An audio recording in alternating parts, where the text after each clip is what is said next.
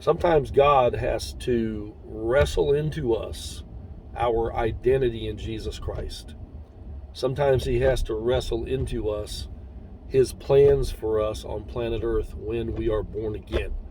We are not all easy sponges. Some of us are like bricks. It's hard to get what God has spoken to me and his promises in my brain.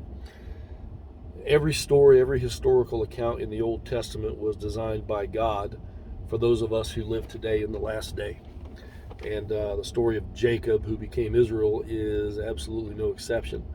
If you go back and you study, you see in chapter 28 of Genesis, God actually introduced himself to Jacob and made his promises to him about his life and his future and who Jacob actually was in God's sight and in God's plan.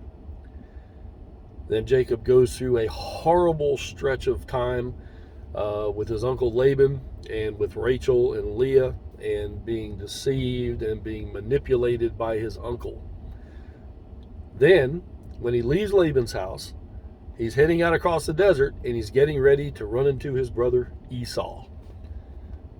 No love lost there, obviously, after Jacob had taken Esau's birthright.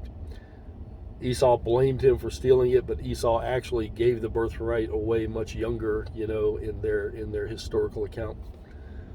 So the night before Jacob is supposed to meet Esau, he leaves all his family and all his servants and stays back by himself on the first side of the river. And that night it says a man came to meet him and wrestled with him. And wrestled with him all night long. I mean, they were basically going at it in the rocks, in the dirt. So you can imagine in the morning what Jacob looked like. I mean, this wasn't like WWE. There was no ropes. There's no padded ring. There's no referee. Said he wrestled with him all night long. And this was the Lord. You can call him an angel of the Lord or the Lord himself, but it was God's representative to Jacob. So by the time the dawn was breaking, the angel of God says, "You've got to let me go. I've got to go."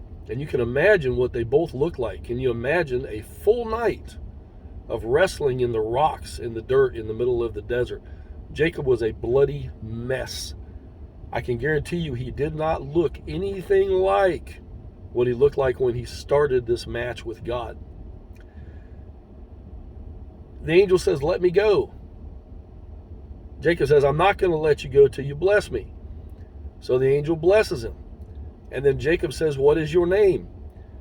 The angel basically says, "What does that matter?" Why would he say that? He said that because the wrestling match was not about God. And the wrestling match was not about the angel.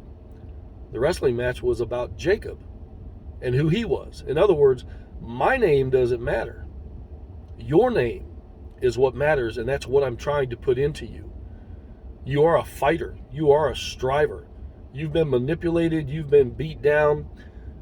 You have been bottom of the barrel your whole life. You've been second class. You've been counted out. You've not been given the things you thought you were going to get in life, even the things you deserved. But I'm here to tell you that none of that matters. What matters is what I have said to you that you are. And tonight, I came to fight you and to wrestle into you my purpose for your life. Many of us are in that situation today, where God is trying to wrestle into us our identity in Jesus Christ. We look on our past, we see the things that we've done, we see the people that we've hurt. For many of us, those consequences face us every single day. You run into the people that you have disappointed the most. You run into the people that have manipulated you. You will see the people in the social posts and your own conscience about who you are and who you have been in the past. But God says your identity is found in Jesus Christ. And when you accept him, you receive a new identity. This brain has a hard time accepting that. Correct? Mine does.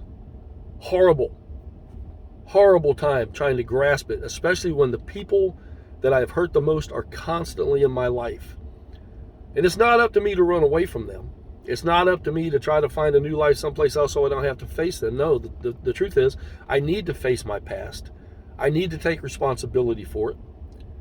And then I need to accept what Jesus says that I am, the name that he has given me in this life, and live the life that he has purposed for me instead of living in the guilt that I used to live in. Your life is difficult and you're wondering why. Maybe God is trying to fight you to accept your identity, but you're fighting against him. I'm sure when Jacob started wrestling with the angel, he was scared to death. He probably didn't know it was an angel. He thought, this guy's trying to kill me. He wants me dead. But through the course of the night, he began to prevail. And at the break of dawn, the angel was the one that said, let me go. But Jacob was strong. Why was he so strong? Because of everything he had gone through. See, God had arranged the circumstances of his life to give him a new view of himself, the view that God had for him. And here at the very end, even though God had already told him his identity several chapters and years ago, that identity had not been locked in to Jacob's psyche. It had not been locked into who he thought he was. So God said, enough. I'm going to go fix this. And if I have to, I'm going to beat my identity into Jacob. I'm going to beat into him who I told him he is. He didn't beat it into him. But he wrestled with Jacob enough to where Jacob finally realized, man, I am who God says I am. Did he get it all at that moment? No, probably not. Probably not. But down the road a piece, the strength that had been given to him through his wrestling with God, through the circumstances, eventually caused Jacob, or Israel, to become the father of many nations. That his descendants would be as the sand of the seashore. You know, we haven't even seen that yet. There have not been enough descendants yet to be as the sand of the seashore, but eternity is a long time. Jacob's descendants, the descendants of Israel, which if you're born again, you've been grafted in, so you're one of those. You're one of those grains of sand. And for eternity, this downline of Jacob's heritage, genealogy is going to continue on, and God will fulfill his promise to Jacob, just like he'll fulfill his promise to you. So don't think just because life is not giving you anything but sour grapes that God is not still on your side. You have a lot to learn about your identity, about who you are. And when you recognize who you are, you begin to recognize who God is. And that's the end goal.